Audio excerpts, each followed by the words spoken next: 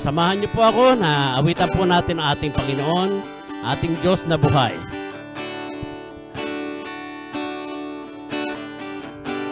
Sa ng kadiliman, liwanag mo aking binibigay. Sa sakit at karamdaman, sa latay mo, Jesus, angkin ang kagalingan.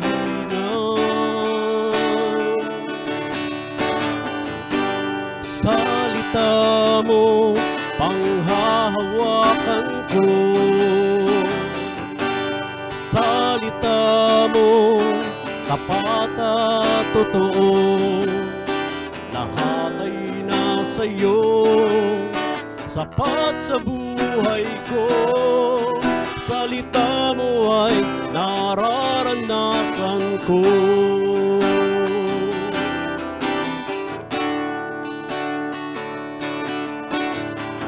Pagkalito at kaguluhan, sagot mo ay kapayapaan. Sa mundo ay kahirapan, yaman ko ay sa iyo natagpuan.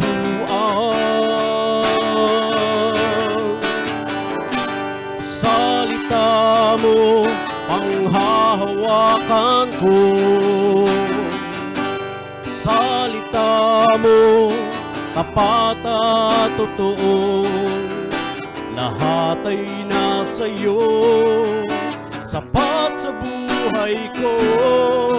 Salita mo ay nararanasan ko.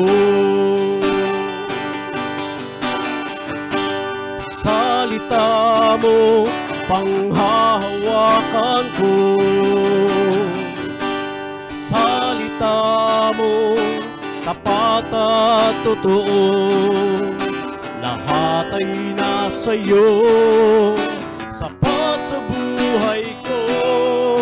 Salita mo ay nararanasan ko. Jesus, ikaw ang salita ng buhay. Tanging ikaw ang nagbibigay kahulugan sa aking buhay. Salita mo, panghahawakan ko. Salita mo, tapat at totoo. Lahat ay nasa'yo, sapat sa buhay ko. Salita mo ay nararanasan ko. Salita mo, panghahawakan ko. Salita mo, tapat at totoo. Lahat ay nasa'yo, sapat sa buhay ko. Salita mo ay nararanasan ko. Salita mo ay nararanasan ko. Salita mo ay nararanasan ko. Salita mo ay nararanasan ko.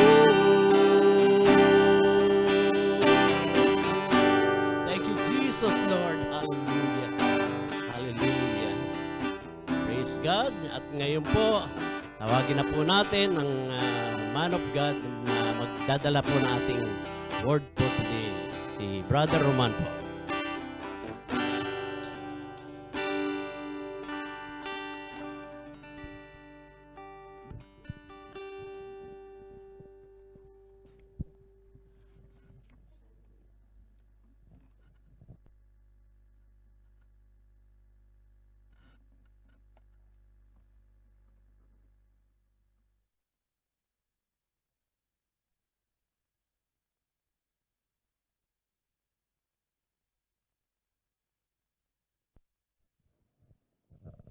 Amen. Praise the Lord. Hallelujah. Hallelujah. Maraming salamat po sa ating brother in Christ na si Brother Eugene po at si Smagel at welcome po sa ating evening devotion at na ina-acknowledge po natin yung mga kasama po natin sa Zoom, sa live po at sa nandito po sa ating pastoral house. Amen po. Hallelujah. Sabi mo muna sa katabi mo, I am blessed by the Word of God. Amen. Dahil po ang title natin ngayong gabi at ngayong umaga, Your Personal Study of the Word. Amen. Hallelujah. Our scripture po for this day, Joshua 1:8. Marami po sa atin, alam na po ito, na-meditate na po ito, pero po, inuulit-ulit sa atin to ni Lord para mas manamnam pa natin ang mga salita niya. Amen. Sabi po sa kanyang salita, ayun, this book of law shall not depart out of thy mouth, but thou shalt meditate therein day and night, that thou mayest observe to do according to all that is written therein. For then thou shalt make thy way prosperous, and then thou shalt have good success. Amen. Sa translation po, NIV po natin, keep this book of law always on your lips. Meditate on it day and night, so that you may be careful to do everything written in it. Then you will be prosperous and successful. Amen. Hallelujah. So, ang dami pong cut ang dami pong part nung verse na binasa natin, which is napaka-helpful po sa ating buhay. Amen. Una-una po sa lahat, paano nga ba natin malalaman how we will know the importance of the Word of God? How to know when and where to use it? Amen? How it will give revelation and wisdom to us. Hallelujah. Of course, we must read and meditate it day and night. From hearing and hearing of the Word of God, we must know it by our eyes, ears, mind, heart, and spirit. Amen. The Word of God is the food of the Holy Spirit. Sang-ayon po tayong lahat dyan. Yes and amen tayo dyan. Amen. For us to be strengthened in life, especially in our spiritual life, we must have the Word of God. Hallelujah. Sabi po sa 1 Peter 2, verse 2 to 3, like newborn babies, crave pure spiritual milk, so that by it you may grow up in your salvation, now that you have tasted that the Lord is good or gracious. Amen. For us, disciples and followers of Christ, and for those who are still babies in their faith, the Word will nurture our entire being. It will help us to grow more into the kingdom of God. Amen. Hindi lang po para sa atin, kundi rin po dun sa mga new believers. Amen. Yung Word of God. So, wag po tayong manghinawa na i-share ito sa iba, sa mga friends and families po natin. Amen. Hallelujah. Sabi din po dun sa John 8:31-32, to the Jews who had believed him, Jesus said, if you hold to my teaching, you are really my disciples. Then you will know the truth, and the truth will set you free. Amen. Being a true disciple means you are having His Word in your life and His teachings. The Word of God also reveals the truth. Amen. It opens up the understanding more of the truth than the lies of the enemies here on earth. Amen. So yung ang mga salita po ng Panginoon na nababasa natin, na meditate natin, nagbubukas ng ating spiritual eyes, spiritual mind, spiritual heart para sa mga sa battle in a spiritual way. So yun po yung nakakatulong sa atin sa araw-araw para hindi tayo mabulag ng mga gawa ng kaaway. Amen. Hallelujah sa ating buhay. We are children of God. We are healthy. So, i-declare natin yun lagi sa ating buhay, sa umaga, pagkagising natin. We are healthy, we are victorious, we are blessed, and we are successful. Yung mga word po na yun, galing po yun sa Panginoon. Tinutulungan niya tayo, inire-remind niya tayo sa araw-araw na magdeklara tayo ng magagandang bagay sa ating buhay. Amen? Hallelujah. Amen? So 2 Timothy 2 verse 15, sabi po doon, do your best to present yourself to God as one approved, a worker who does not need to be ashamed and who correctly handles the word of truth. Sabi po doon, Do your best in holding unto the word of God, having faith unto his words. Do not be ashamed and do not doubt. Amen.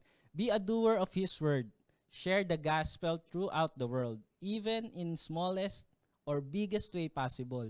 So, ang iniisip po natin, nag-glorify ba natin ang Panginoon sa pag-share ng word niya. Amen. Sa hindi lang sa ating mga magkakababayan, pero doon din sa ating mga katrabaho na ibang lahi. Amen. Throughout all the nations. Amen. Hallelujah. Sabi din po sa John 5:39, you study the scriptures diligently because you think that in them you have eternal life. These are the very scriptures that testify about me. Yun po. Ang ibig po sabihin nun, the very much purpose of his words through Christ our Lord is to have life everlasting. Sabi nga dun sa John 10:10, binigyan niya tayo ng buhay na masagana at kasiyasiya. At para ma-enjoy din natin ang buhay natin dito sa mundo. Amen. Hallelujah. Always choose life. Lagi pong pinapaalala sa atin yan na ating mga leaders, ng ating mga pastors. At nagmula po yan sa Bible. Amen. Always choose life. Always choose to be in the presence of God through his words, through your devotions, through meditating it day and night. No more the promises of God for us. No more the heart and wisdom of God. Through sa pagbabasa po natin ng ating mga salita, sa salita ng Diyos, naiintindihan po natin kung ano yung gustong iparating sa atin ng Panginoon sa araw-araw. Sa oras na to, sa sitwasyon na ganito, nangungusap sa atin ng Panginoon. Ang Holy Spirit ang gumagabay sa atin. Amen. Use these words, equip yourselves in every battle in life, and we will become prosperous, victorious, and successful. Hallelujah. Ayun po. So, kung iisipin po natin ang ating pagde-devotion, ang ating meditate ng Word of God ay sa araw-araw. Kaya nga po tinawag na daily devotion. So, araw-araw po yan. Wala pong mintis. So, kung nagagawa po nung iba, which is siguro po, at alam po natin sa ating mga sarili, magagawa din po natin yan. Dahil po, hindi po yan makakapahamak sa atin, kundi makakatulong po sa ating buhay. Amen? So, konting background po sa ating pagde-devotion. Naglagay po ako dito ng yung space po natin. Space, kung alam po natin yon. Amen? Isang mabilis lang po. Sin to confess. Amen? Sometimes we are tempted by the enemy not to share his words, having no time and doing earthly things. Marami po sa ating ganyan at aminado po tayo dyan. Amen. At alam po natin na minsan nasasakop tayo ng kaaway, but every day pinapaalala sa atin ng Panginoon, anak, magbasa ka ng Bible. Anak, lumapit ka sa akin. Amen. Promise to claim, surely we will become prosperous and successful if we have the Word of God in our lives. Sabi po dun sa Bible verse na binasa po natin sa our theme verse po, Joshua 1:8. Yun po yung promise na kiniklaim natin. Amen. Actions to avoid, attitude to adopt. Do not dwell on earthly things. Be humble in everything you do. Be eager to share the Word and learn from the Word of God. Hallelujah. Command to obey. Always keep these words in your lips, in our hearts. Meditate it day and night. Yun po yung command na kailangan natin i-obey sa ating pagbabasa ng Bible, sa ating daily devotion. Hallelujah. At example to follow, Jesus Christ. Amen. Alam po natin yan. Whom He has the wisdom of the Word of God and wisdom of the Father in heaven. Hallelujah. At yung last po, yung truth to believe, yung T. Truth to believe, the Word of God gives life. Hallelujah. Yes and amen po tayo dyan. Sumasang-ayon po tayo dyan. The Word reveals the truth. The truth will set us free from all the lies and works and plans of the enemies. If we have the Word of God daily in our lives, surely we will become successful, victorious in all aspects of our lives. In Jesus' name. Hallelujah. So ngayon naman po, samahan niyo po ako sa ating maikling prayer. Hallelujah, hallelujah, Lord Jesus. Dear Father, I thank you for showing me the importance of the personal study of your Word, a vital ingredient in my Christian walk. As I study and meditate the word today, I'm positioned to fulfill your desire and plan for my life. And my profiting is evident. In Jesus' name, amen. Hallelujah. Sumandali po tayo manalangin muli. Panginoon, na makapangyarihan sa lahat, tinataas ka po namin sa aming buhay.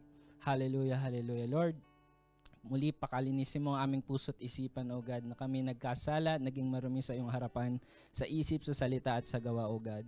At Lord, patuloy mo po kaming gamitin sa araw-araw. Gamitin mo po kami maging vessel ng iyong mga salita.